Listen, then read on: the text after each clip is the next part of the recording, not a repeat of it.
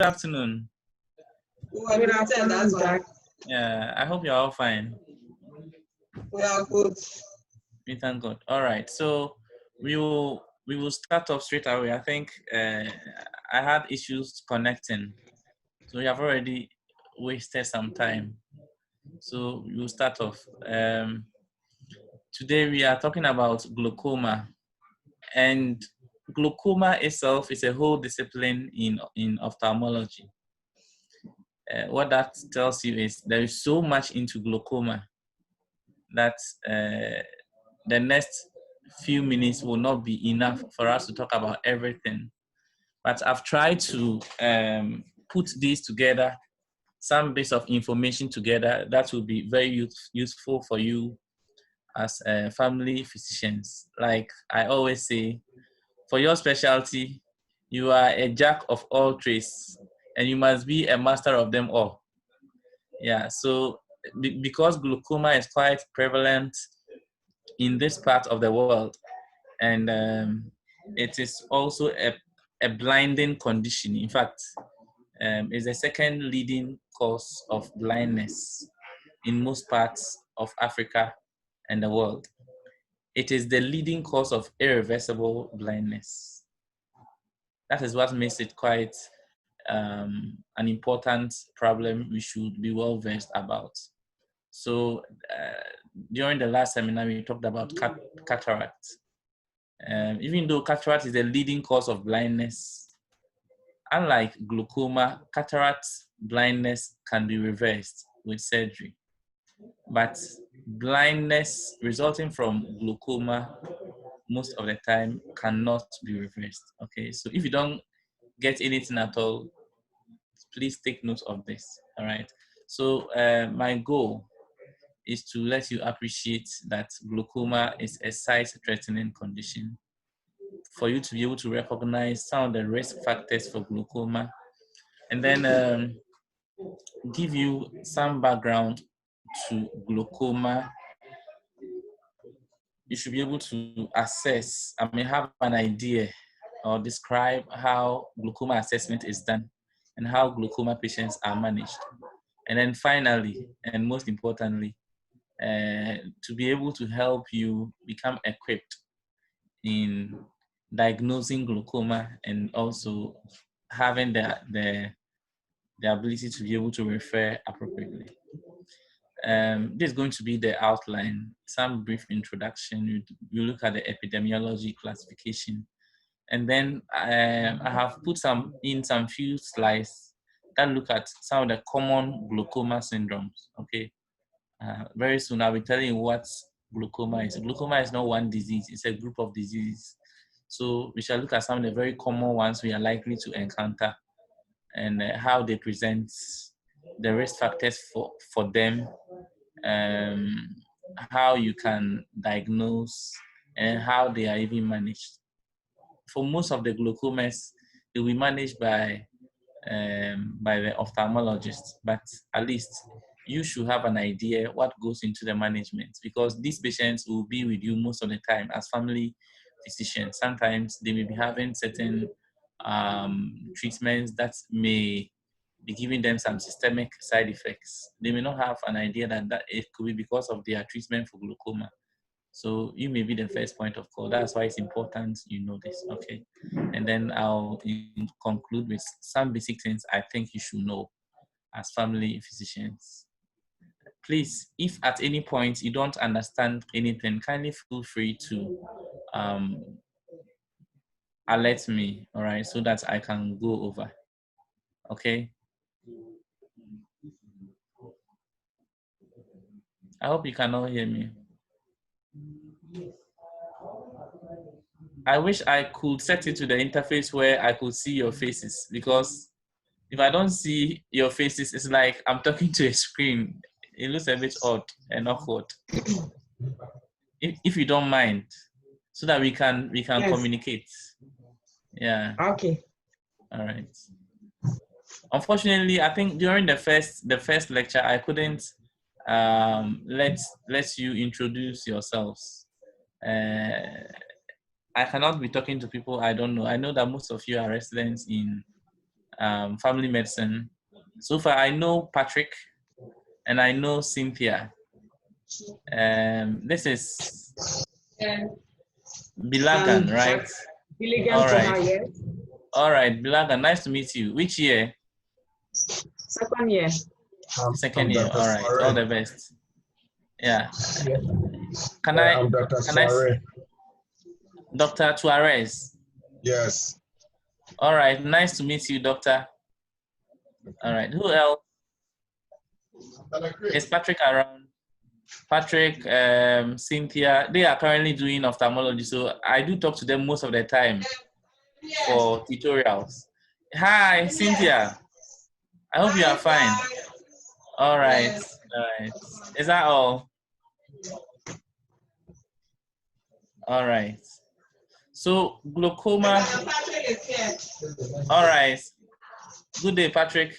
So glaucoma is a group of diseases characterized by progressive optic neuropathy with corresponding defects in the visual field.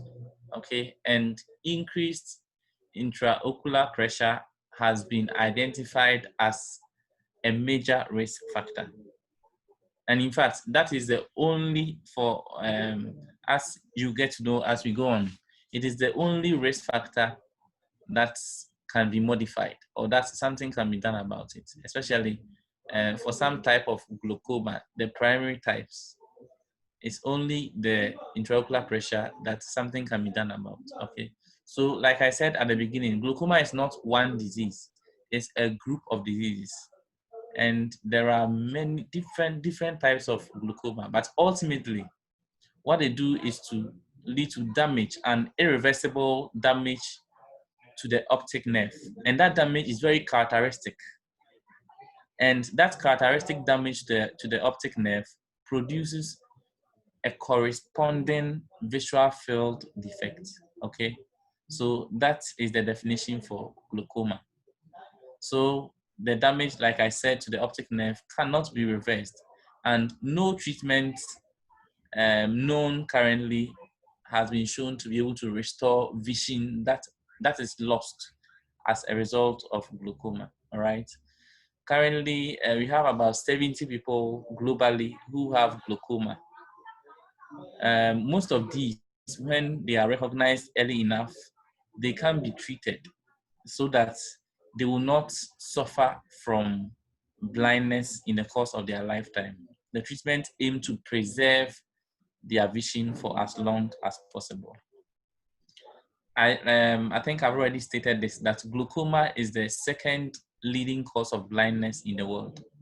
All right, it's second to cataract, but when it comes to Africa, it is the number one cause of irreversible blindness.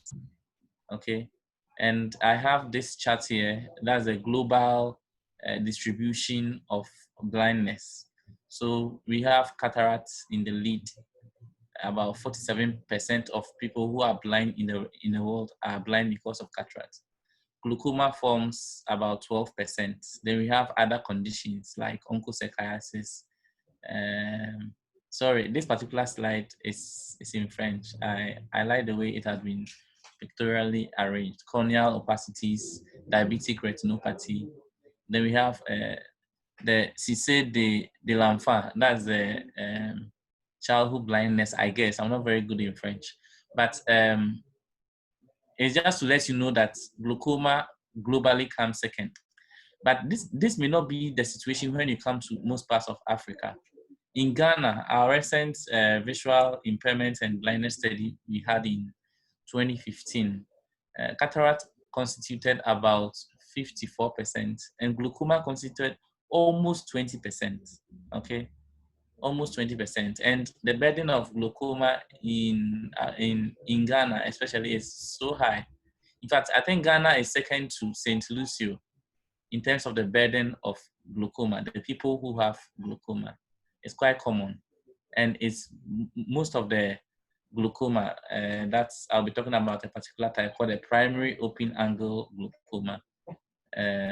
Is the most common type, and blacks or people of the black race, we are known to have the highest burden of the disease. All right.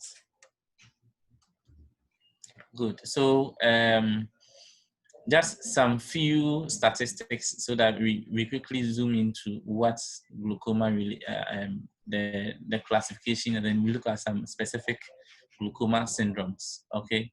So it's been shown that from some studies that for people who are aged 40 years and above in Africa, the prevalence of glaucoma is 4%. That's quite high. And unfortunately, the type of glaucoma which is most common, the primary open angle glaucoma, which is the most common type of glaucoma worldwide, it typically does not give symptoms. By the time the patient starts to experience symptoms, then the disease is already very advanced. So because of that, even in the developed world where most people do frequent checkups, medical checkups and screening, including their eyes, even there, certain studies show that about 50% of them are currently not aware that they have glaucoma. The situation is far worse when you come to the developing countries, like most countries in Africa. Okay, about 90% of people have glaucoma, but they are not aware that they have glaucoma. All right. So the prevalence rate, the 4% I talked about, was for people who are more than 40 years. Okay, but from a study done in 2015, published in 2014 in the British Journal of Ophthalmology, they estimated the prevalence of glaucoma in Africa to be about 4.4%. Okay. In Nigeria, glaucoma contributes to about 16.7% of their blindness. I've already talked about Ghana, almost 20%. That's 19.4% of all blindness is due to glaucoma. Okay. I tried to find the figure for Liberia. It was slightly lower than we have for Nigeria and for Ghana, but it's still quite significant compared to the global prevalence. I guess it's because all of us are of black ancestry. Okay, so glaucoma can be classified anatomically as either an open angle glaucoma or a closed angle glaucoma. Those of you who were part of our very first seminar, I touched on the fact that the anterior segment of the eye, the portion between the iris and the cornea, that particular portion is called the angle of the eye. Okay, and the aqueous humor that is produced by the ciliary body will circulate and nourish the lens and the structures in the anterior segment of the eye. Afterwards, it needs to be drained away from the eye through the angle. There is a sieve-like structure called the trabecular meshwork, okay, at the angle of the eye. So some glaucoma could be classified as either the angle is open or the angle is closed. I think as time goes on, I'll show a picture that demonstrates it. Depending on how they present, some glaucoma could be classified as acute or chronic, okay? And then depending on whether we know the underlying cause of the glaucoma or not, it can be classified as a primary or a secondary glaucoma. Now, these can be combined, okay? So you can have something like a primary open angle glaucoma, or a secondary open angle glaucoma, or we can have a secondary open angle glaucoma, or a secondary closed angle glaucoma. All right. We can have acute angle closure glaucoma. When it comes to the open angle glaucoma, we hardly have acute because they will usually present in the chronic state. Okay. So primary open angle glaucoma, some also refer to it as chronic open angle glaucoma. They are the same thing. All right, yeah, so I think I've mentioned this. So primary open angle glaucoma, primary angle closure glaucoma. Then we have the secondary glaucomas. So we can have secondary open angle glaucoma and secondary angle closure glaucoma. And then one glaucoma that I want us to be aware of is what we call the congenital glaucoma. Okay, this the kind of glaucoma that you find in children, usually 3 years.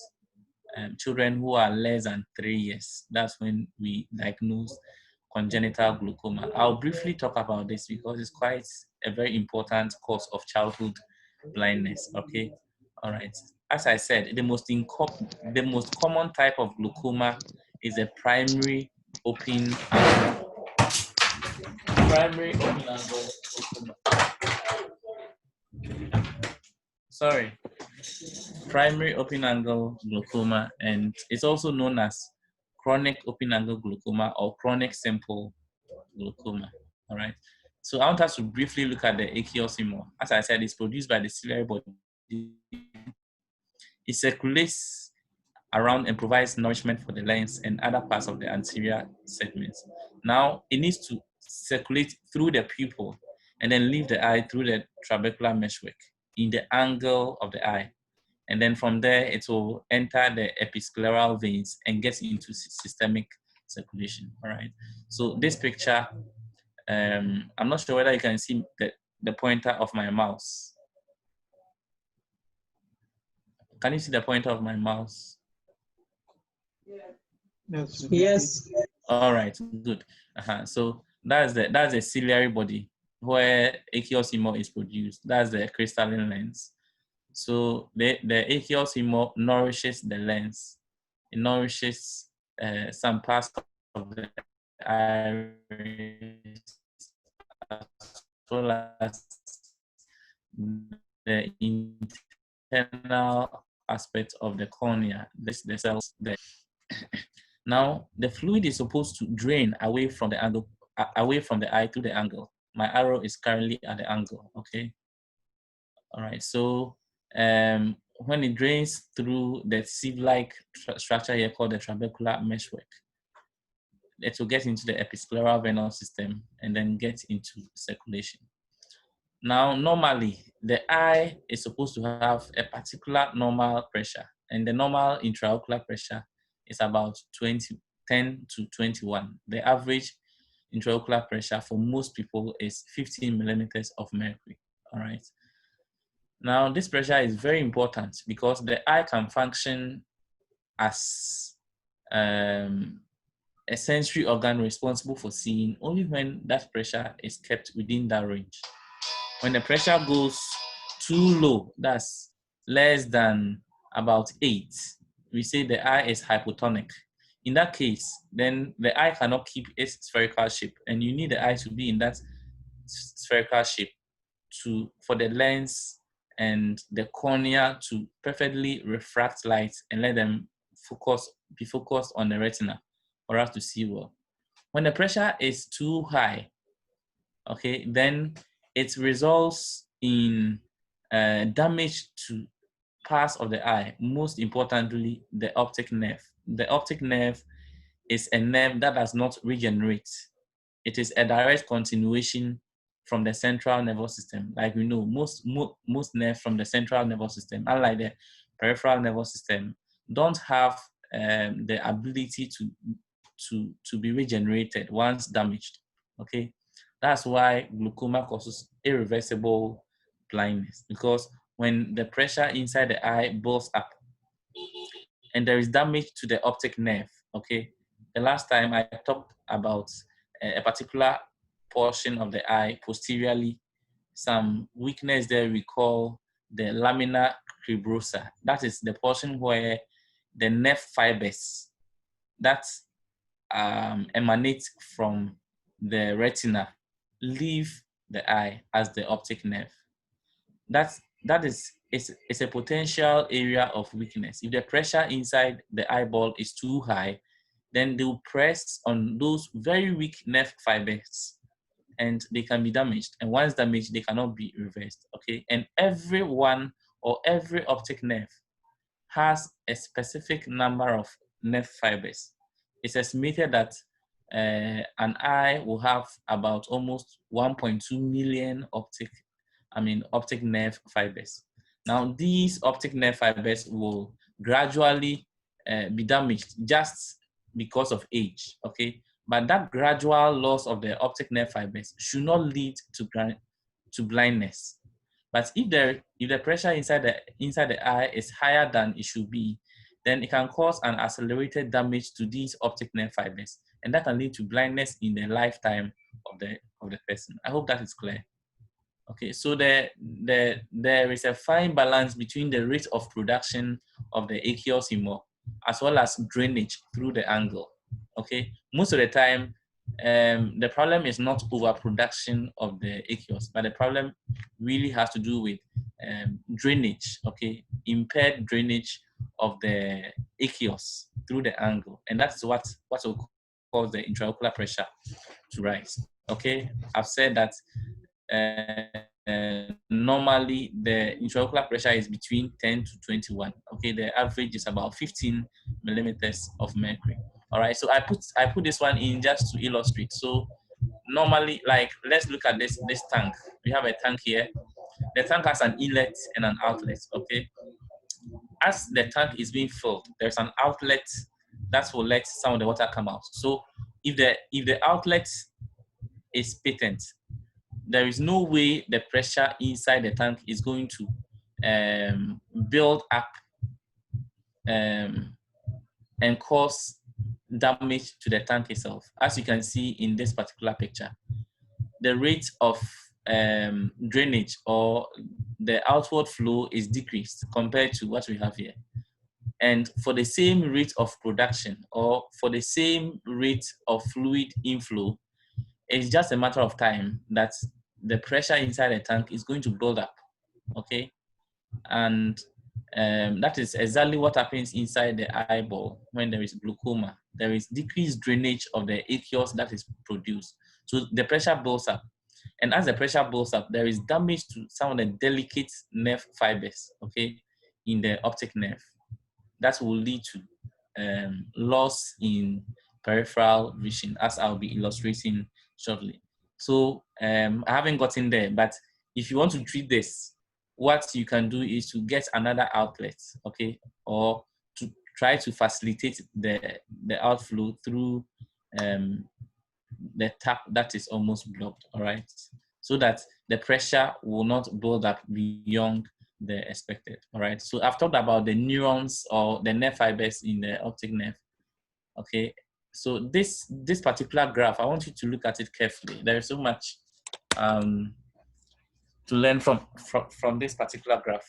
So I said that everyone is born with about 1.2 million nerve fibers, optic nerve fibers or neurons, okay. But gradually, as we grow, we tend to lose them. We tend to lose some of the fibers, okay. If you look at this graph, the vertical axis here refers to the percentage of loss of neurons, okay. So when you are born, you have 0% loss, all right. But as you are growing, the horizontal axis just refers to, increasing age, okay. So as you are growing, you realize that the percentage of neuron loss will be increasing, all right. So for a normal eye that doesn't have glaucoma, by the time the person is about 80 years, the person will have lost almost about 20%. About 20% of the neurons will be lost. But then that loss of 20% of the neurons is not enough to make the person blind, okay? So we have I've put this horizontal line here, all right? Yeah. Normally, for most of the tests we have that are able to tell us the level of neurons that have been lost, most of them will not be able to, catch loss of the neurons until the loss is almost about the 20% that I talked about. Now, for people who have glaucoma, sorry. Good afternoon. Just a second. Yeah. All right. May I can see me? All right. Okay.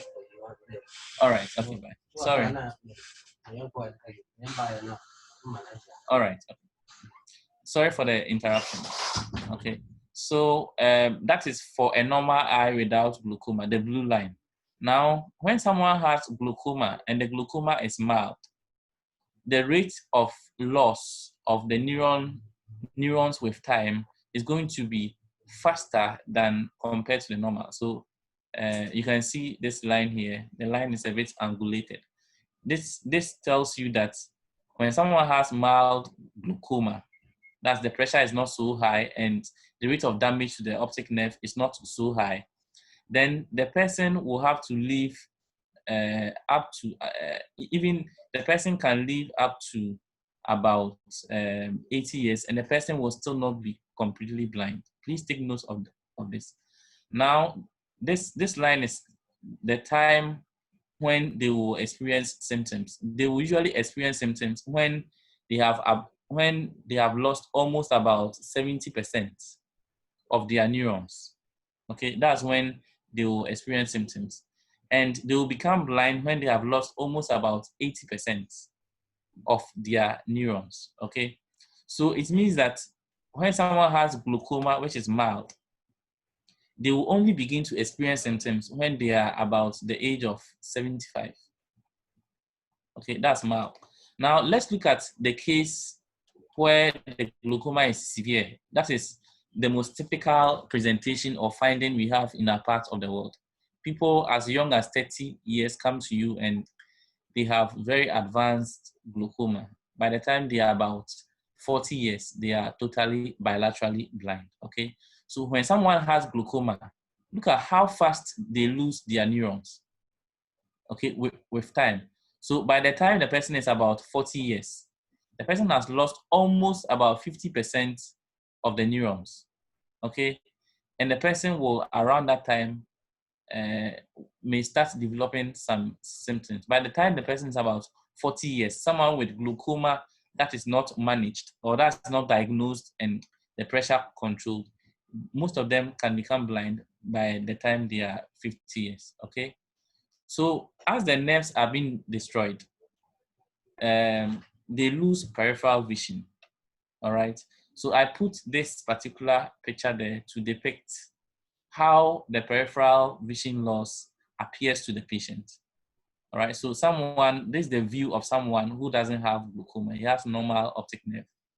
But when someone has early glaucoma, they may notice, most of them may not actually notice it because most of the visual function is not with our peripheral vision, but it is with our central vision, okay? So they may notice that looking at the same thing, they may miss some of the things at the periphery. The visual loss from glaucoma starts with loss of the peripheral vision. With time, as the glaucoma is advancing, then their peripheral vision is becoming constricted. They are losing most of their peripheral vision. When it gets to the end stage, then the central vision also becomes involved and they become totally blind, okay? So having said this, I want us to look at the most common type of glaucoma we are likely to encounter. That's the primary open angle glaucoma, all right? So it's a chronic progressive optic neuropathy with gradual loss of the optic nerve fibers, all right?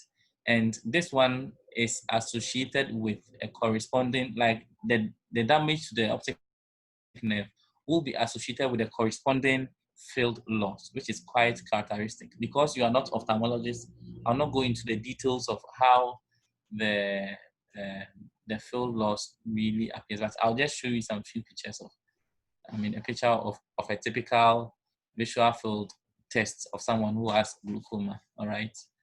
Good. Most people who have primary open angle glaucoma, about more than 80% of them will have their eye intraocular pressure high, usually more than 21.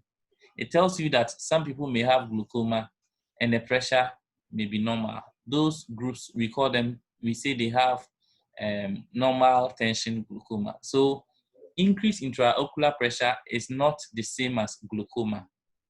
Increased intraocular pressure is only a risk factor for glaucoma.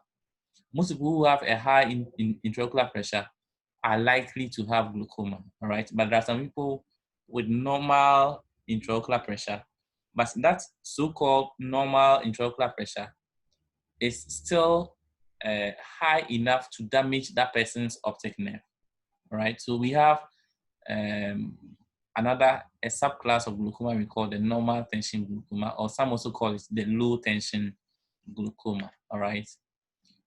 People who have open angle glaucoma, as the name depicts, their angle is open. Sorry, I forgot to mention this. So either the angle is open or the angle is closed. What closes the angle is the iris, the peripheral part of the iris that attaches to where the trabecular meshwork is. So it doesn't allow fluid to pass through. I'll go over that when I'm talking about angle closure glaucoma. All right, so the increase in intraocular pressure will lead to enlargement of the optic disc cap. I'll, in a few seconds, show you what the optic disc cap is. Okay, and then it will lead to loss of the neurons, okay, the neurons that make up the optic nerve. And this one will be associated with a progressive loss of the visual field until it gets to a point where the person's vision will appear as if he or she is looking through a tunnel, what we call tunnel vision. That's when you have most of your peripheral vision lost and it's left with just the central vision or the central field, okay? What are the symptoms of primary open angle glaucoma? This disease is largely asymptomatic, so we call it the thief of sight. In a local language in Ghana, we call it hintanifrae. It means it's a blinding condition that does not show any symptom. That is what makes primary open angle glaucoma quite serious, because by the time the symptoms manifest, it is almost end stage. And as I said, I want to repeat, it's the most common type of glaucoma. It forms about 90% of the glaucoma we have in this part of the world, okay?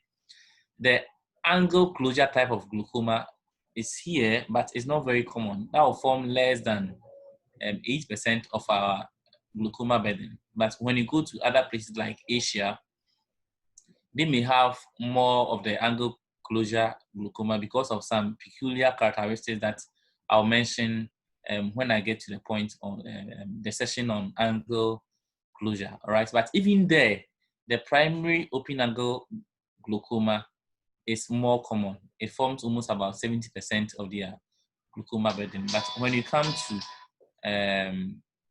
Africa and this part, I mean Ghana and Liberia, about 90% of our glaucoma will be the primary open angle glaucoma type, okay? All right, please just a second. Hello? Good afternoon, Dr. Fong.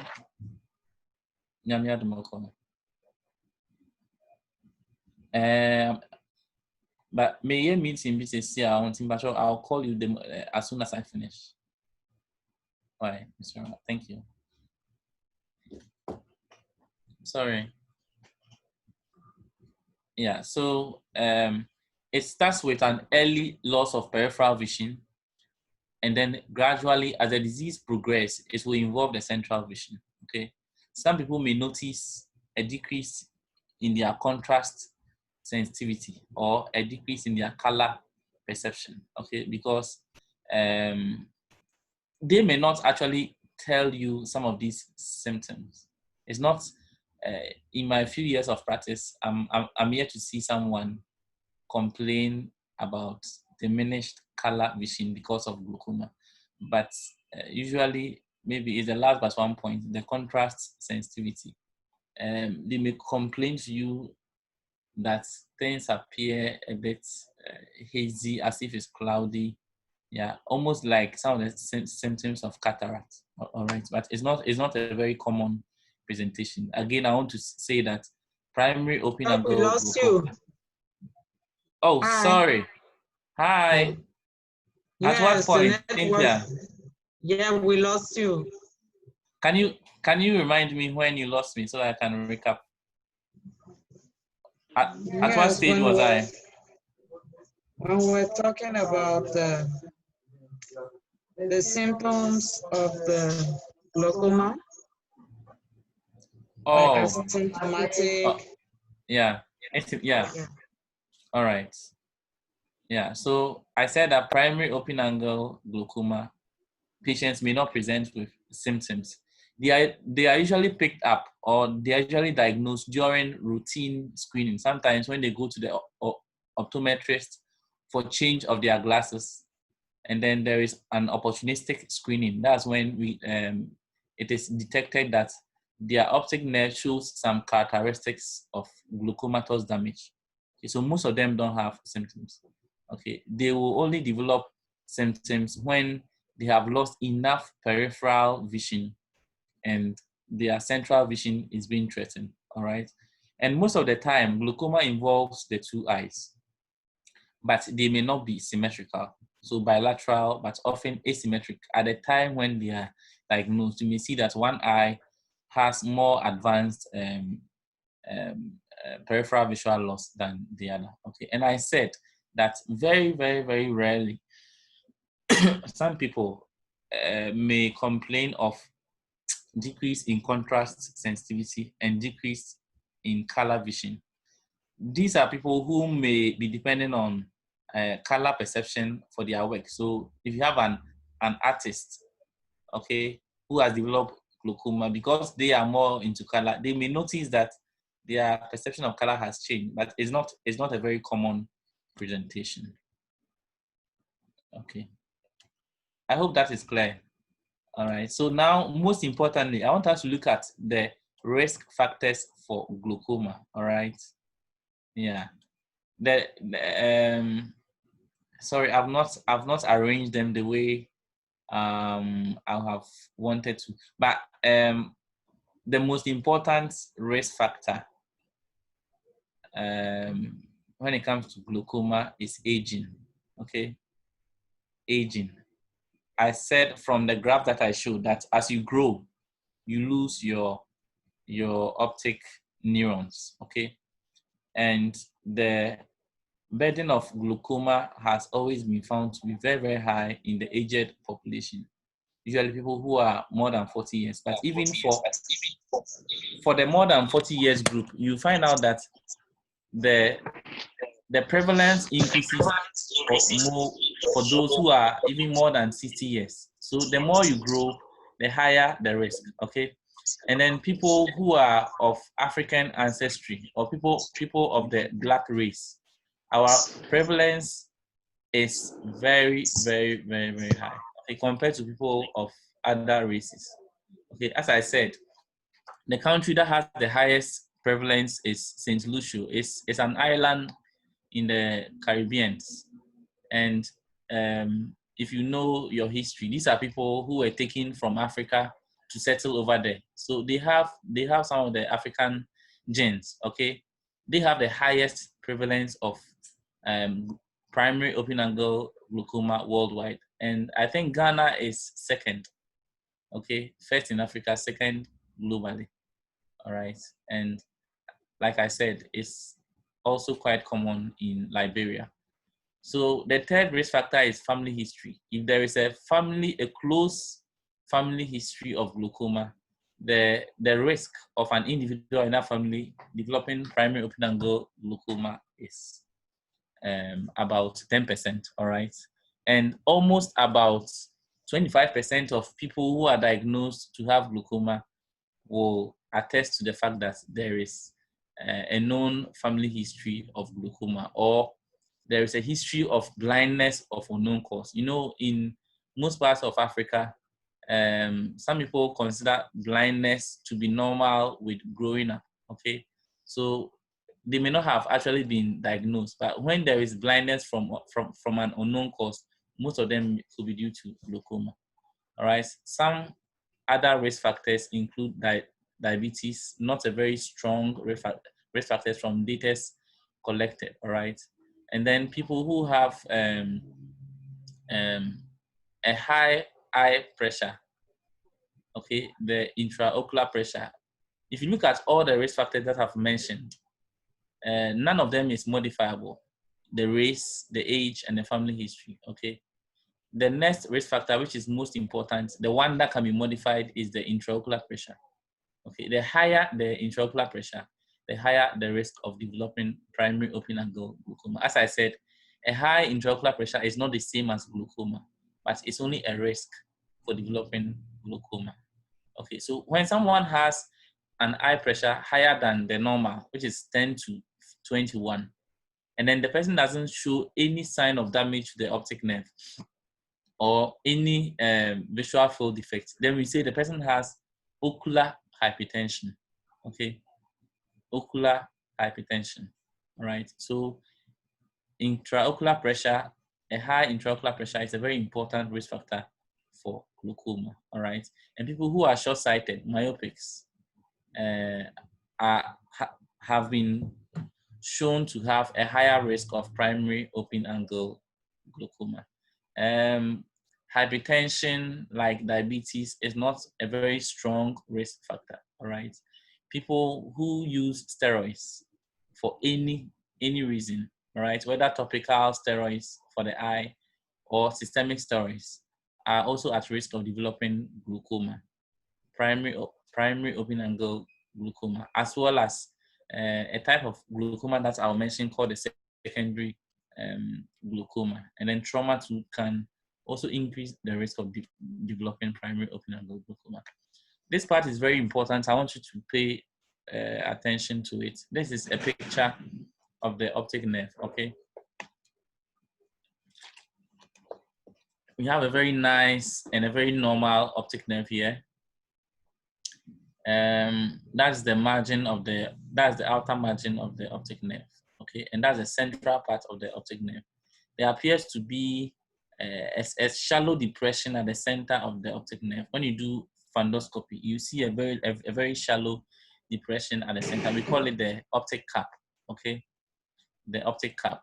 And between the optic cap and the margin of the disc, okay, the boundary between the optic disc and the retina, there is a portion we call the neuroretinal rim. It's usually orange in color, all right? Yeah, and then we have the vessels that emanate from the disc, okay? Usually they are distributed, most of them, we have vessels that will supply each quadrant of the retina, all right? So the vessels are nicely arranged like this, okay? Now, normally, if you look at the diameter of the cap, the physiological cap of the optic disc, and then the diameter of the whole disc, we get a particular ratio. If you compare, you call it cap to disc ratio. This is very, very important when it comes to diagnosis of glaucoma. People who have glaucoma, their cap may be bigger than expected, okay? So the ratio of the diameter of their cap compared to the diameter of the disc will be higher than usual. Normally, the normal cap to disc ratio should be about 0.4. Any cap to disc ratio of more than 0.4 is considered abnormal, all right? Or if the cap to disc ratio between the two eyes, maybe it's about 0.4 in one eye, and 0.6 in the other eye, that's also considered abnormal. So asymmetry in cap to disc ratio, or cap to disc ratio more than 0.4 is considered abnormal. It may not always be due to glaucoma, but it is something that could be suggestive of glaucoma, all right?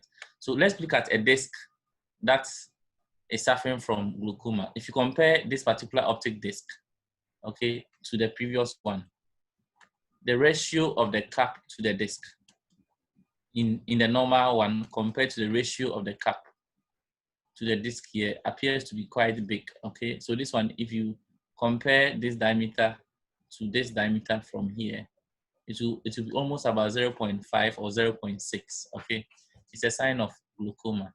Okay, and you can see that the cap appears a bit widened. All right, good. Some people may naturally have very small cap. The smaller the cap, the more, a very small disc. The smaller the cap, the more likely the optic nerve fibers are.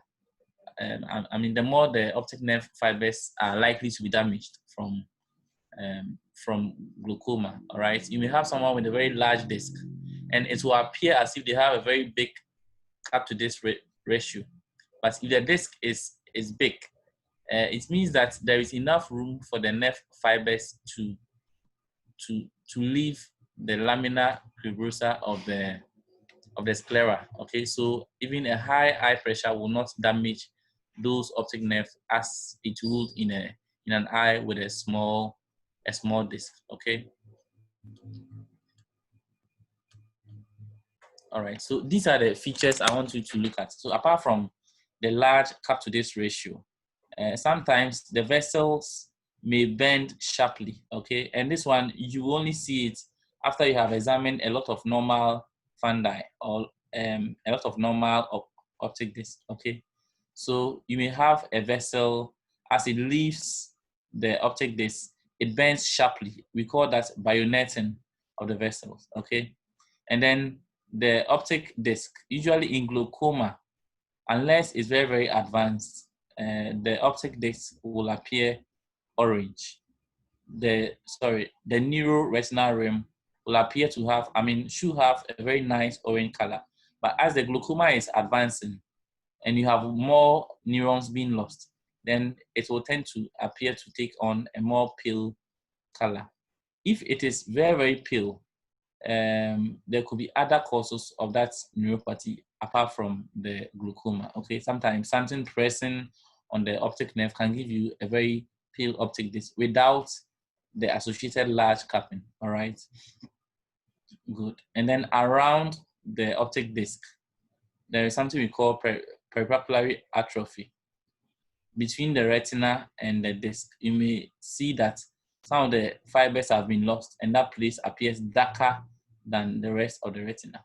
All those are features of glaucoma. So these are pictures of optic disc that have glaucoma. All right, so look at the cap here, compare it to the size of the optic disc. Okay, this one will be almost about 0.7. The ratio of this part to this part is about 0.7, 0.8. And usually we use the vertical. Okay, so vertical cap to disc ratio. If you look at this one, so here you can see a very narrow neuroretinal rim. All right, if you look at this one, the picture on the right, it's even difficult to identify where the neuroretinal rim is because the cap is very, very, very big. This one is almost about 0.9 cap to disc ratio. It's advanced glaucoma. I want you to look at these very well, and as you look at the disc of a lot of people, you will be able to pick up eyes that are suffering from glaucomatous damage. So how do we diagnose glaucoma? All right, so diagnosis of glaucoma depends on you seeing a characteristic optic nerve damage. All right, and then that characteristic optic nerve damage should have a corresponding visual field defect. Okay, so if the characteristic optic nerve head damage does not correspond to a visual field loss, it's not glaucoma.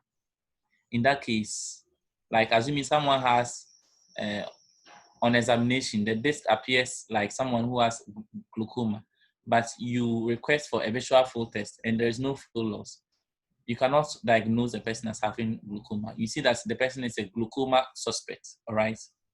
So in the diagnosis, we don't actually base it on the intraocular pressure because as I said, just about 80% of people who have primary open angle glaucoma will have a high intraocular pressure, okay?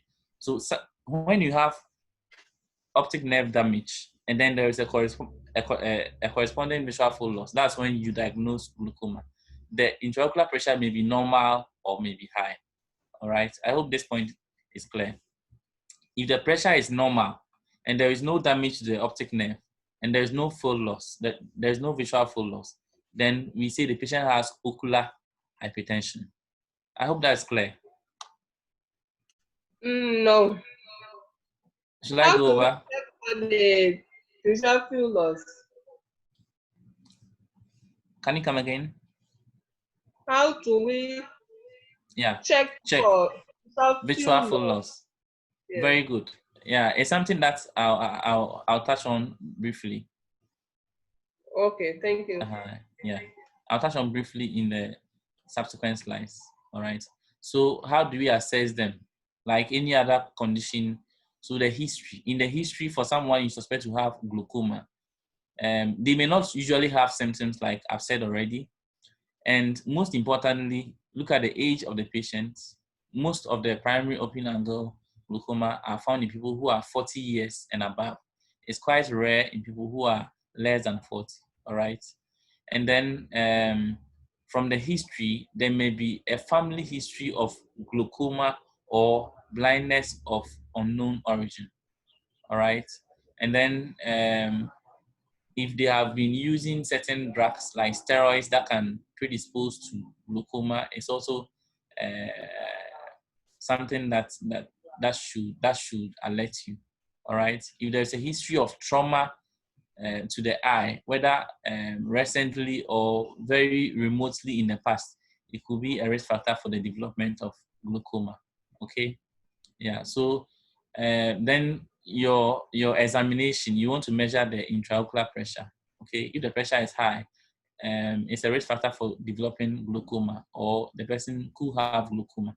All right. Then, so your pressure, you check the optic disc, and then you do the visual field evaluation. I'll be talking about the visual field evaluation shortly. All right. There are many instruments we can use in measuring intraocular pressure. The gold standard is what we call the Goldman applanation tonometer. Right. I'll show a picture, but if you can see, the Goldman applanation tonometer is usually mounted to. It is usually mounted to a slit lamp. Okay, that's the gold standard. I don't know whether you can see what I'm holding now. I'll show you a picture. That's the gold standard. But this one, most of you will not be able to use it. So we have some very portable instruments we can use to check glaucoma. Some of them include tonopen, eye care, tonometer, F-puff tonometer. The F-puff most of the time is table mounted, okay? That the patient just has to place the head inside and some air will blow on the surface of the eye and estimate the pressure, all right? Good. So you can look at the optic disc using your direct ophthalmoscope. So when you do fundoscopy, this time you focus on just the disc, all right? Yeah, so on doing fundoscopy, you are looking at the optic disc, okay, the cap to disc ratio, how the vessels are arranged, okay, and whether there is what you call the bayoneting sign. I said a vessel that is leaving the optic disc and then turns sharply, all right? That is something that may be difficult for you to find, but what is most obvious for you to find is a capping, a large cap to disc ratio, okay? And then you also do the field test, okay? These are the tonometers. So this one is a Goldman applanation tonometer. So here, this instrument will touch the surface of the eye after we have applied topical anesthetic drops to the eye, and then we put fluorescein on the eye, and then we use the blue light, okay, to check the pressure. This one is the tonopen, all right? And this one is the Shios. This one is quite common, but it's not very accurate, okay, when it comes to checking intraocular pressure. So in most centers, we don't use that. This is the gold standard. And we have portable ones like the eye care. That's my favorite portable tonometer. It's very, very convenient. You don't have to put any anesthetic eye drop on the eye. And you can teach just anyone to be able to check it. So if you have in your practice, if you have the means, you can get one of these. It's quite easy to use, okay, and it's quite accurate.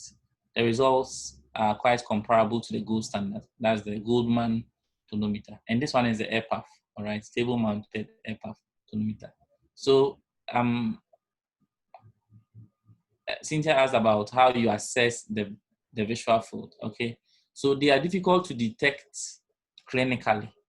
You know, you can do visual field by confrontation, but like I said, you will not be able to pick it in the clinic for glaucoma unless the glaucoma is very, very, very advanced, okay? And the person just has tunnel vision. He just sees with just a central vision, all right? And the visual loss in glaucoma, usually it begins as what we call aqueous scotoma. Scotoma is an area in the visual field where no vision is present, okay? So these are a bit more technical terms. I wouldn't want to bore you. But they will have visual field in their superior and in their inferior hemifields, all right?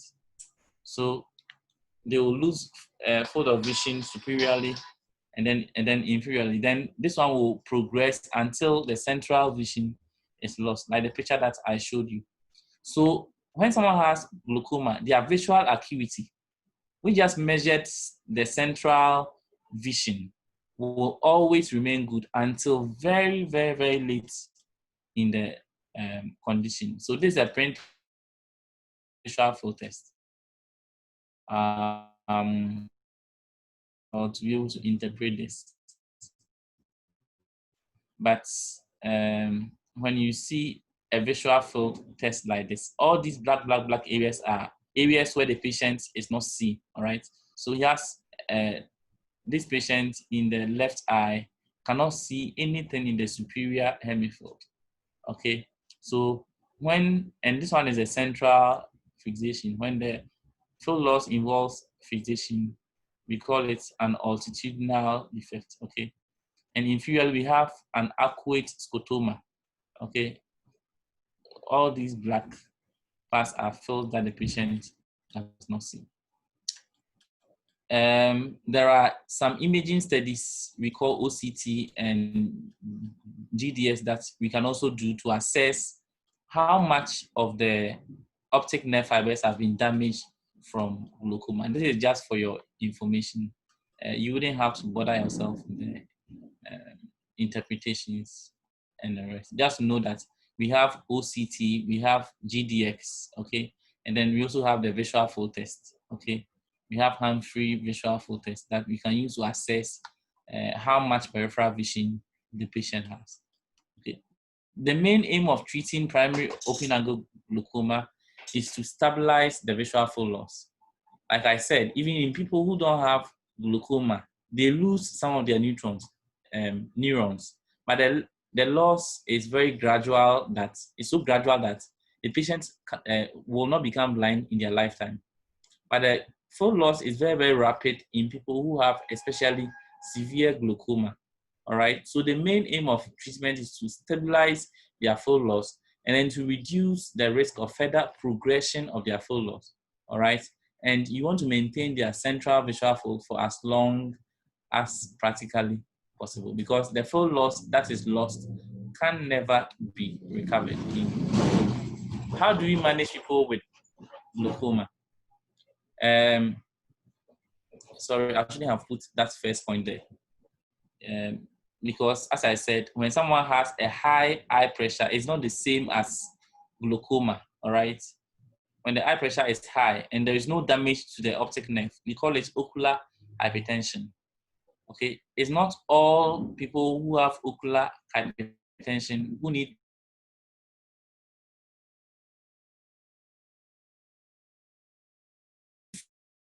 have certain risks that increase the risk of having glaucoma, then you may want to treat even when they have not developed glaucoma. Hello? Went off. Can you hear me? Yeah, we are here. Very good. Very good. All right. Yes. So good. So for those who need treatments, there are many modalities for managing or for treating glaucoma. For primary open angle, usually we want to start with the eye drops or like medical therapy. We hardly give oral therapy. Once in a while, we may give oral medication for people with glaucoma when their eye pressure is very, very high. So we give drugs like oral acetazolamide or Dimos, which is a carbonic anhydrase inhibitor. All right. So we have medical treatments. I'll mention some of the drugs we use shortly. And then we have laser, okay? So with laser, what we want to do is to modify the angle where the drainage of the aqueous is supposed to take place. We use laser to create some openings there so that there will be more drainage of the aqueous away from the eyeball and helps reduce the pressure, all right? Sometimes we may treat the ciliary body with laser to help reduce the rate of production of the aqueous humor. But that one is usually done as a last resort, all right? So most of the time we want to start with medical, okay? So just picture it this way. If you have a sink in your kitchen, all right? And then water is not draining from the sink very well. Usually what you normally do is to maybe heat some hot water and pour it into the sink. Most of the time, drainage resumes. But sometimes after pouring so much hot water, the sink still does not drain very well. Then you may call in a plumber to come and, dismantle the sink and then wash the inside very well. That one is more aggressive. That one is it's like surgery when it comes to glaucoma. So when someone is on medical therapy and the pressure of the eye is still not coming down to a level that we find safe for the remaining optic nerve fibers, then you want to go in for some more aggressive type of treatment like surgery where we create an opening between the anterior chamber, all right, and then the scleral canal so that the fluid can drain directly, all right. So glaucoma can be treated either with drugs, with laser, or with surgery, okay. All right. As I mentioned, some of the other types of glaucoma, you know that in some particular kind of glaucoma, like congenital glaucoma, and then some secondary glaucoma, the mainstay of treatment is surgical. So these are some of the eye drops. So we have the beta blockers like timolol, levobunolol. Then we have sympathomimetics like pilocarpine. We have prostaglandin analogs like latanoprost, okay, for which Zalatan is a brand, okay. Then we have carbonic anhydrase inhibitors. So we have gozolamide, and then the oral type, the one that we commonly use when the pressure is very high, is the oral acetazolamide. Dimos is just a brand, okay. These are some of the common side effects. So the beta blockers like timolol can lead to postural hypertension, bronchospasm, worsening of asthma. It can lead to impotence, heart block, or even congestive heart failure. Though not very common, but especially in people who have asthma, the use of timolol is contraindicated because it can exacerbate their symptoms. So as a general physician, when you have a patient who has asthma and has glaucoma, you need to be aware that if they are on some of these non-selective beta blockers like timolol, it could be the cause of their recent worsening of asthma. So you can alert the seeing ophthalmologist about the patient's systemic conditions in case there was an oversight, okay? Normally, if the patient has asthma, we will give a more selective beta blocker like betazolol, that does not, has the side effects of exacerbating asthma because they hardly work on the receptors in the bronchioles. Okay. Some of the topical medications, the patients could have allergic reaction to them. There can be changes in their periocular skin. All right. Drugs like Diamox can lead to numbness or paresthesia. It can lead to nausea. It can lead to electrolyte imbalance, and then the formation of renal stones. All right. And then prostaglandins, the Xalatans, Travoprost, and all that. They can lead to redness of the eyes. They can also lead to certain upper respiratory tract infection symptoms, and then chest pain. And it is contraindicated in people who are pregnant because some of them have been shown to cause miscarriage. All right. So that is mainly about primary open angle glaucoma. Is there any question before I briefly touch on the two remaining? The remaining ones will be more brief. Okay. So is there any question about primary open angle glaucoma? Any area I need to clarify? So the various treatment modality, is there any one of them that we have to reduce the production of the aqueous? All right, good. So very, very good question. So if you look at the mechanism of action, sorry, I didn't talk about that. So for the medical therapy, the drugs like timolol, which is a beta blocker, it helps to reduce aqueous production.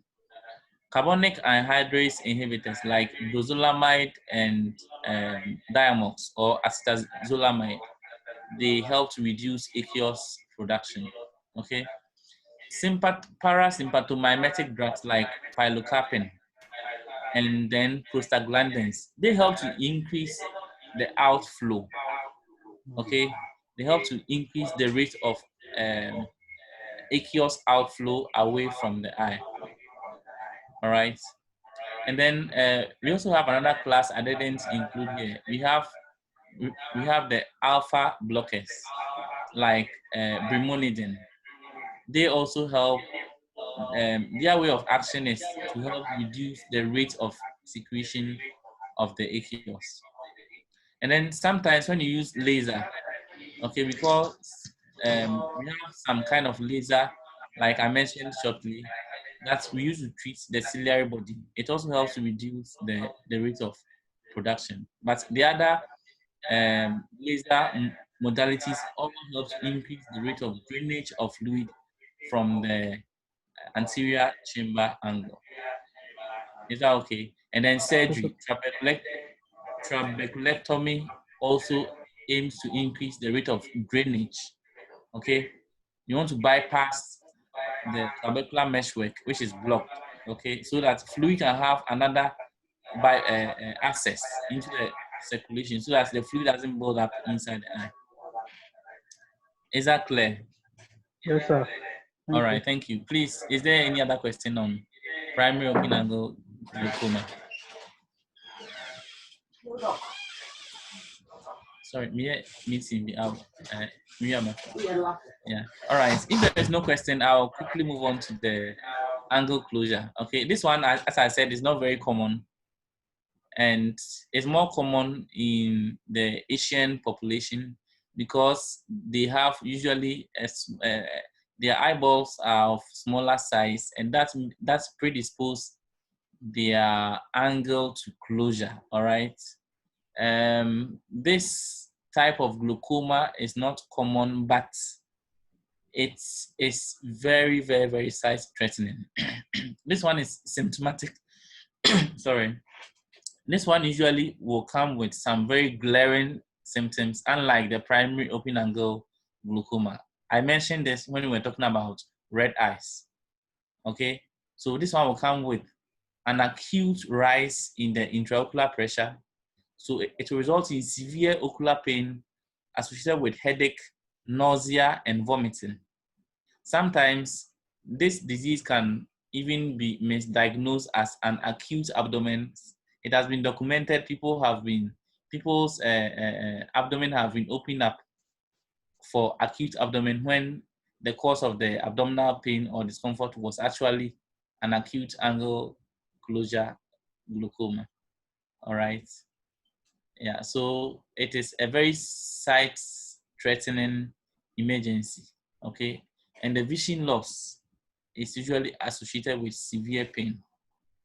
Yeah, and usually when you talk about glaucoma, that is what most people know about, okay? But the more common one, that is asymptomatic, most people are not actually aware. That's why we have to create awareness. So I'm happy we are talking about this, because in your practice, when you have someone who is more than 40 years, especially when they have a history of glaucoma in their family, you have to let them know that they could be silently be losing their vision, their peripheral vision, and they may need regular screening, at least once a year screening for glaucoma. For those of us who are Blacks, Africans, it's in order to help to reduce those who become blind from glaucoma, all right? Yeah, so how do they present? In angle closure glaucoma, good, I have this picture here to illustrate. So that is the iris, and that's the peripheral part. So if for any reason, sometimes maybe the lens becoming bigger than usual, or sometimes because of how the iris configuration is, if the iris opposes to this part, to the angle, then it's going to block the pathway for fluid to drain away from the eye. And that can acutely cause the intraocular pressure to go high. And when the pressure goes high, the optic nerve becomes damaged, okay? All right, so that is the mechanism, okay? I talked about how aqueous fluid is produced, and the fluid circulates through the pupil into the anterior chamber and will have to be drained from the trabecular meshwork at the angle, and then it will get into the collecting channels, the Schlemm's canal, and then into the episcleral venous system before it eventually gets into the systemic circulation. All right. So when the iris pushes against the peripheral part of the cornea or the angle, that's when the angle closes. So this is an eye with angle closure. The eye looks reddened, and the cornea appears hazy because the high pressure will cause the cornea to become edematous, okay? And the pupil appears to be irregularly shaped. Instead of being circular, it's more oval, and it's mid-dilated. That's how they usually present, okay? So acute loss of vision associated with pain, the cornea is edematous, the eye is red, all right?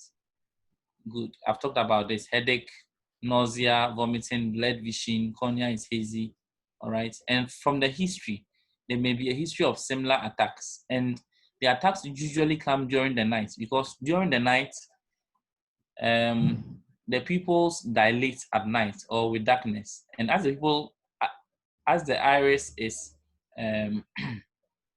as the iris is contracting to dilate the pupil at night, they may eventually close the angle. So they usually occur at night or in a dark environment, all right? And as the patient sleeps, with time, the iris will pull out and the attack ends. So this patient may have had similar episodes that were short-lived, okay? Yeah. So even if you don't have an an instrument to check the pressure in someone you suspect to have an acute angle closure glaucoma, you can simply feel the eyeball, okay, through the closed eye. You can palpate the eyeball with the tip of your fingers. Okay, compare one eye to the other. The eye with angle closure will usually feel harder than the eye that has not developed angle closure. Usually, the attack may affect one eye, okay, but the other eye too is at risk of also developing angle closure glaucoma. So these are the risk factors. Someone who is farsighted or hypermetropic, okay?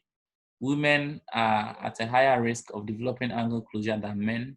And then people of certain races, I've mentioned the Asians, and then the Eskimos, they found to have about 40 times higher risk of developing angle closure, all right? It's not Hello, quite Doc. common. Hi. Yes. Which part of the eye are you going to feel for the hardness?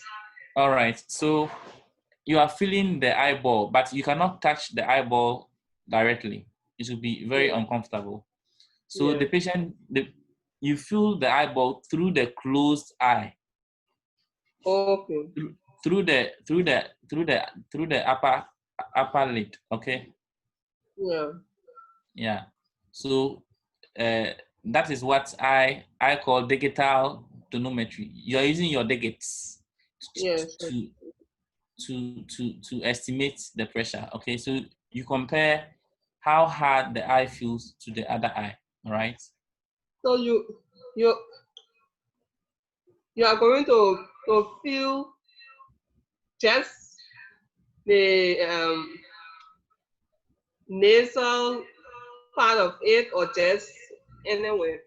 No, I think the part that is very convenient for you to feel is the superior part of the the part that the upper lid covers.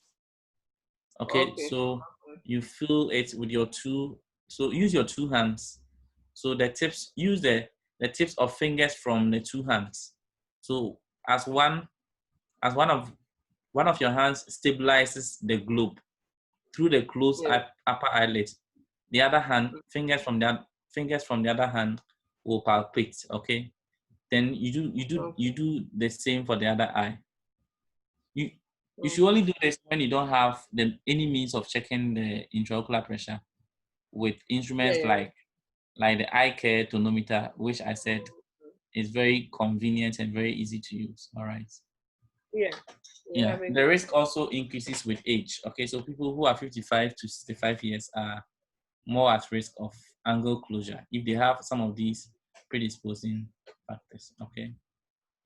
So how do you manage? Because if someone reports to you with symptoms of an acute angle closure glaucoma, you have to do something immediately to save the vision of the patient. Otherwise, by the time you refer for the patient to get to an ophthalmologist, the damage will have already been done. Okay, so it's very important we know this.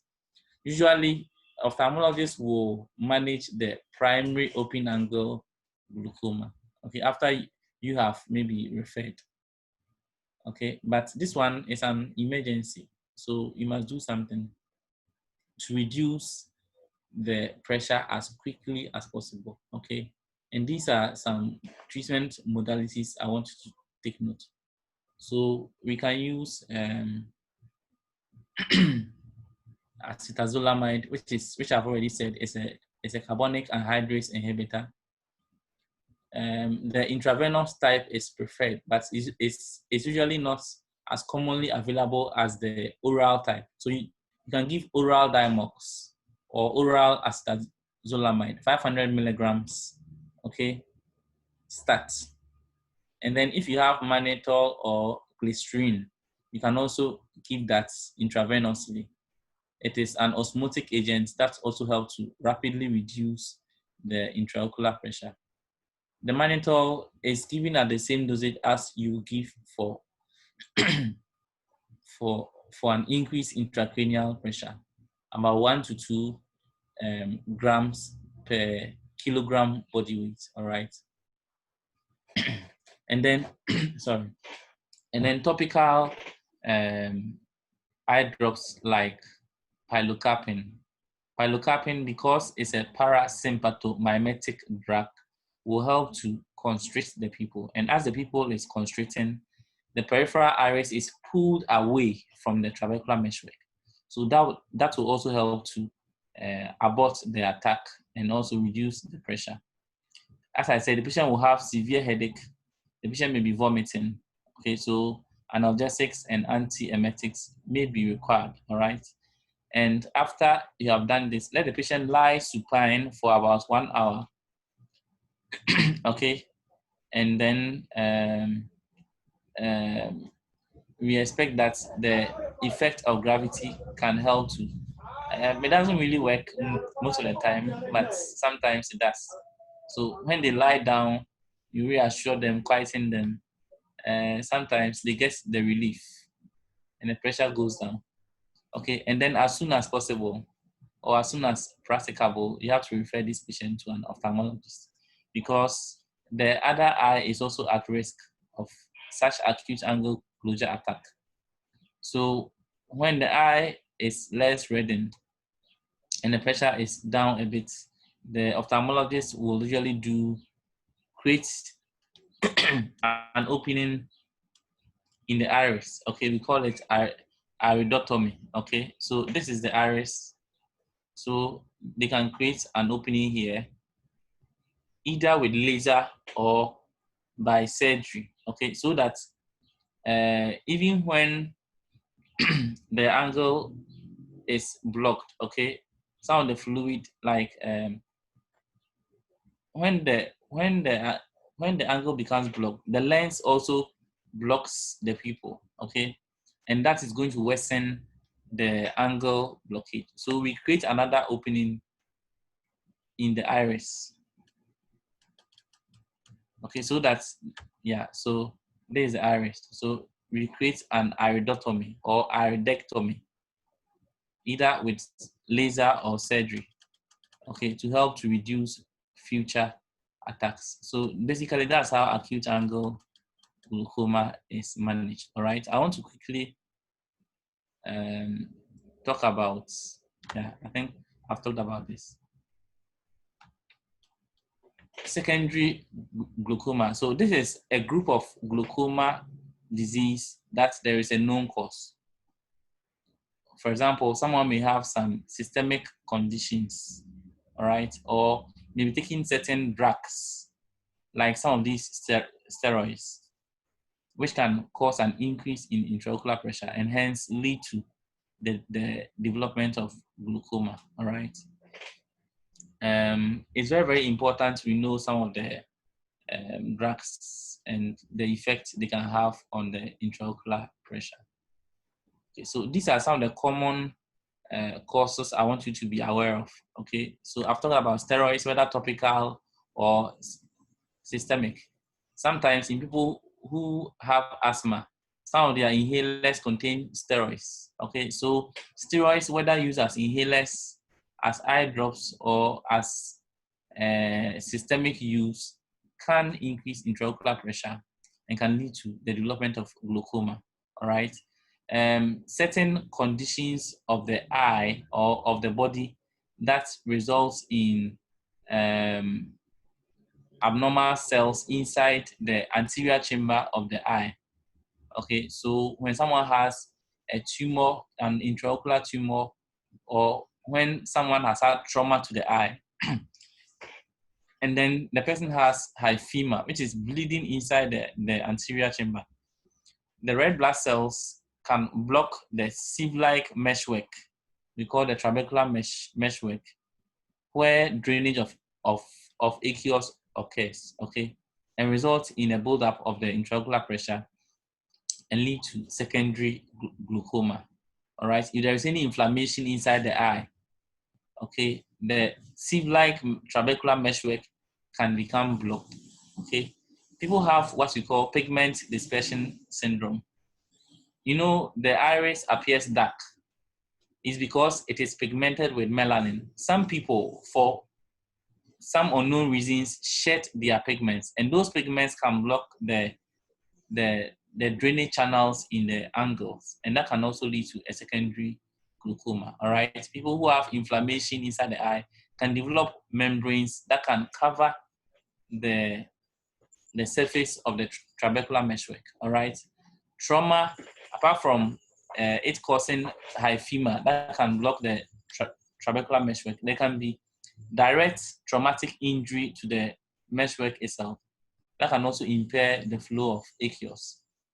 Sometimes there can be development of new vessels inside the angle, and you typically have this in people who have diabetes, okay? who have a pre-existing diabetic retinopathy. All right, that is advanced, and they have developed new vessels in the retina, and some of the new vessels have also developed in the angles. They can block the anterior chamber angle. Not only people who have diabetes, but sometimes there can be blockage of the retinal vein, okay, whether the central retinal vein or a branched retinal vein. When there is a blockage of a vein, it will lead to ischemia to certain parts of the retina, and there will be production or elaboration of what we call VEGFs, vascular endothelial growth factors, that will stimulate the production of new vessels. Now, if some of these new vessels develop in the anterior chamber angle, it will impair the flow of aqueous, all right? There is a condition we also call pseudo-exfoliation syndrome. Some whitish powdery substances are produced, okay, in the anterior chamber from the lens capsule and also from the iris. That can also block the meshwork. How do you manage secondary glaucoma? You address the underlying cause. So in this case, when someone is abusing steroids, you have to stop the use or modify or regulate the use of the steroids. Okay, so as you address the underlying cause, then you also take steps, either medical or surgical or laser, to help to reduce the intraocular pressure. All right. So in brief, that is secondary glaucoma. I'll end with congenital glaucoma. Okay. This one actually develops because of. Please, is there any question on angle closure glaucoma and secondary glaucoma before I do the last part, the congenital glaucoma?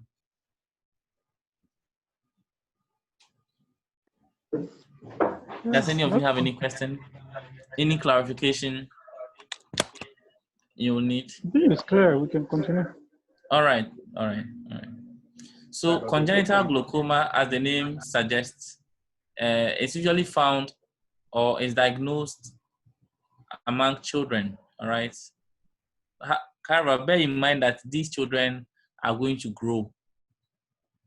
All right. When they grow, they still have congenital glaucoma. So you may have somebody who is 20 years and the person has congenital glaucoma, because that person's glaucoma, the mechanism is not like the primary open angle glaucoma or the other kind of glaucoma that we talked about. There is one kind of glaucoma that looks like primary open angle glaucoma you may have in younger people. We call it juvenile open angle glaucoma. Okay, the mechanism is and the management is just like primary open angle glaucoma. It's just that they are found in people who are between 4 years to about 30 years. All right. But when someone has congenital glaucoma, their glaucoma is usually diagnosed around the age of, before the age of 3. And their glaucoma is as a result of malformation of the structures in the anterior chamber angle. And because of this, pressure, the aqueous fluid produced cannot drain away from the eye, and the pressure will build up.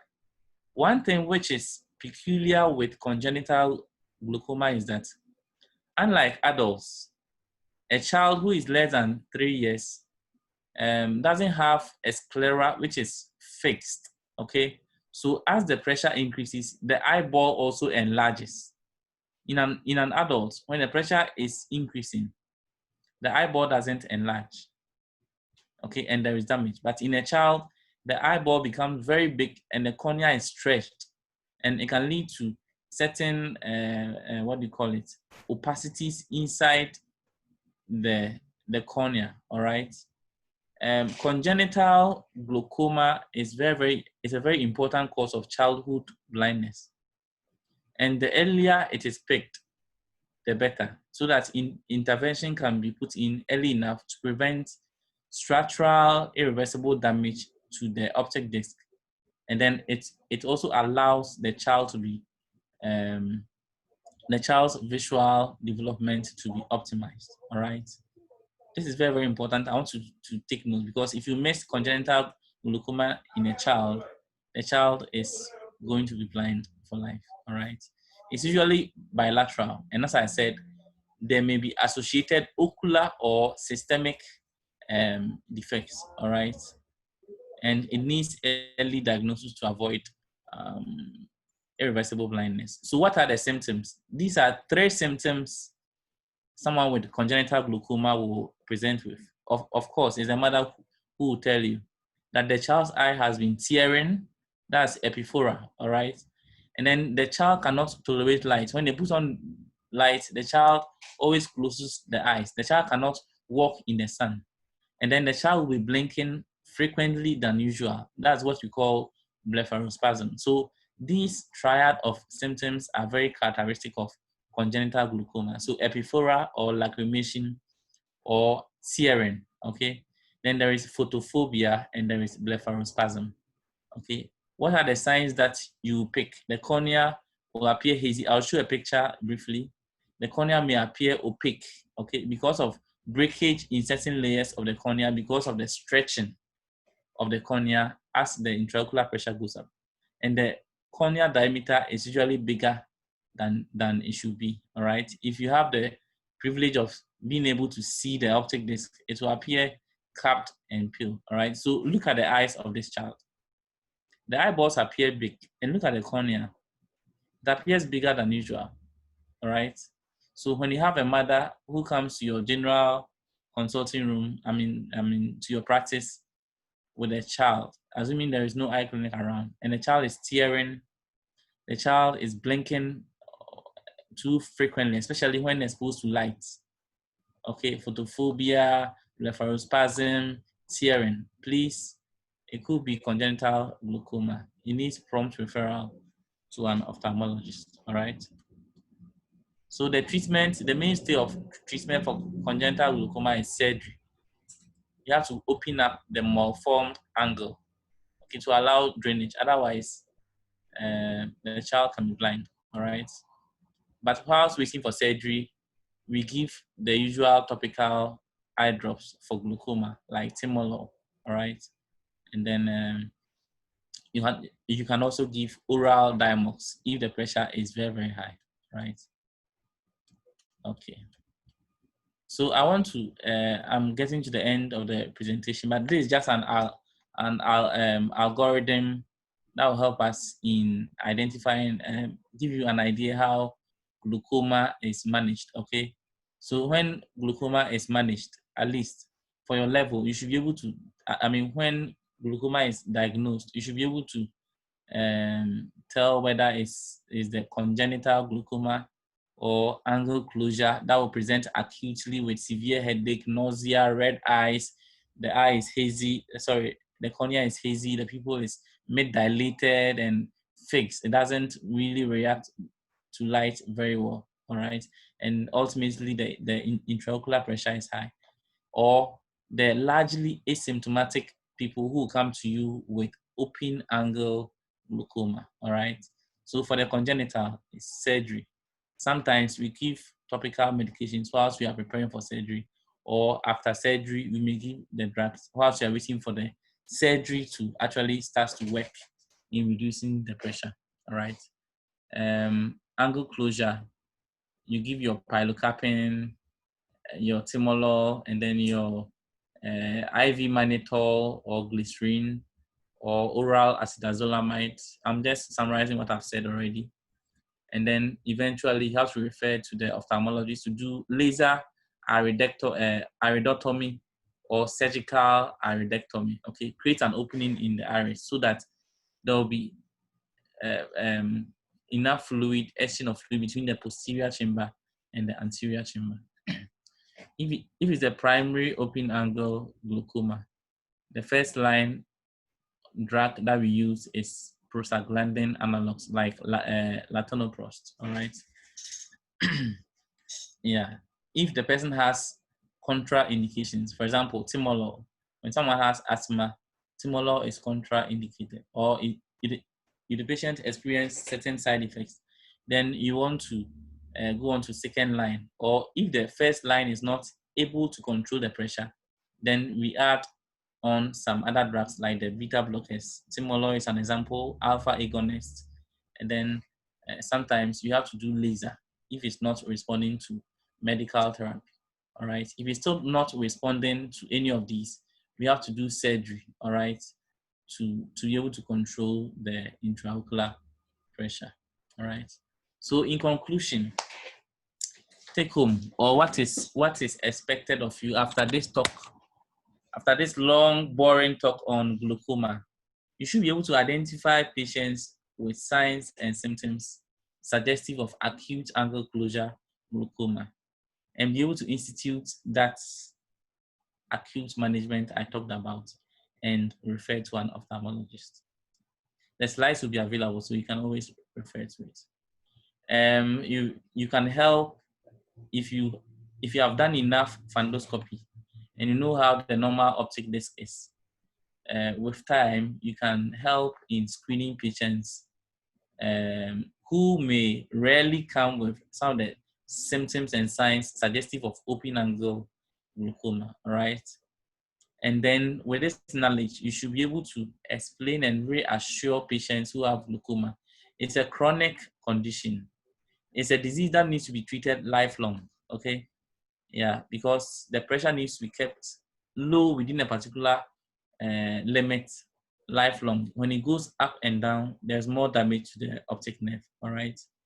And then you should be able to, at least with this one, you should have an idea as to how some of the patients you are seeing in your consulting rooms with glaucoma, how the visual loss is impacting their lives and their family. So some of them may not be able to drive at all, or they may have limitations as to how they can drive. They are at risk of falls, bumping into objects and all that, all right? Good. And then I'm expecting that when patients complain of side effects of certain eye drops they may be taking for glaucoma, you will be able to refer for reassessment, all right? Or if the patient's symptoms of visual loss is worsening, with this idea, you should be able to refer for further evaluation, all right? And then what is very important to me is that glaucoma runs in family. One very important risk factor for glaucoma is family history, all right? So if you have a patient who has a history of glaucoma, kindly educate the patient to let other family members also go for screening, all right? So that you can save more people from losing their vision to this silent thief of sight, all right? Anyone who has had a previous glaucoma surgery, all right, who presents to you with a red eye or any discharge or signs of infection, you have to refer the patient to an ophthalmologist, because the surgery we do for glaucoma, we call the trabeculectomy, can have certain complications we call endophthalmitis or blebitis, and this can occur anytime after the surgery. It doesn't matter how long the surgery was done. So thank you very much for your attention. I hope you've learned one or two things about glaucoma. Glaucoma, like I said, is a whole world of subspecialty. So I just wanted to give you an overview as to what glaucoma is. These were my references for the presentation. Thank you very much. Any question?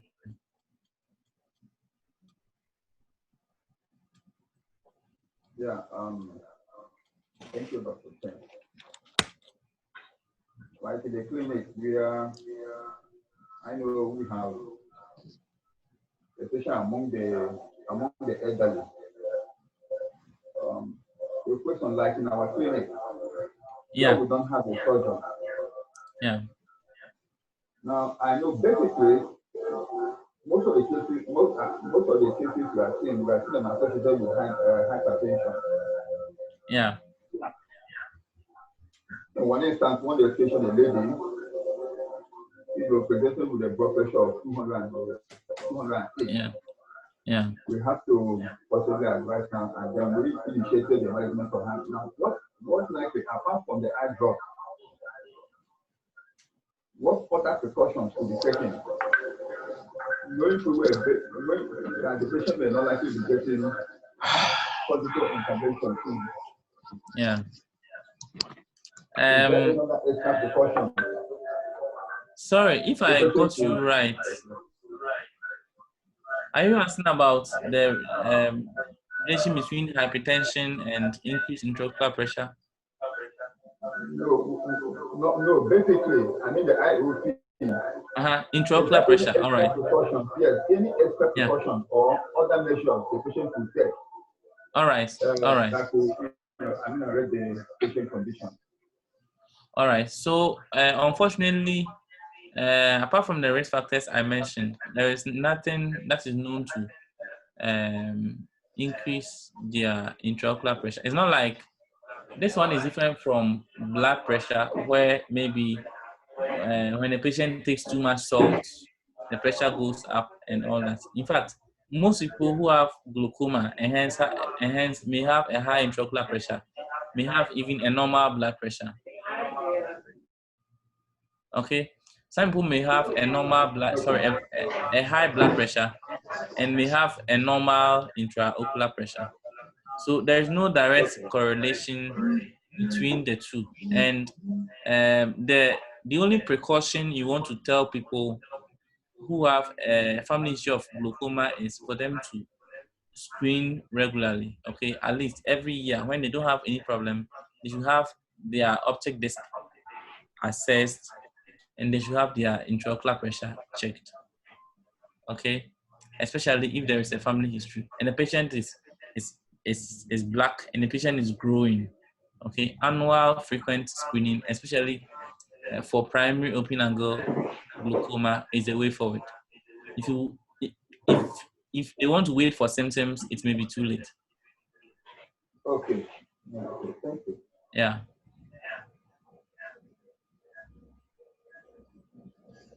Any other question?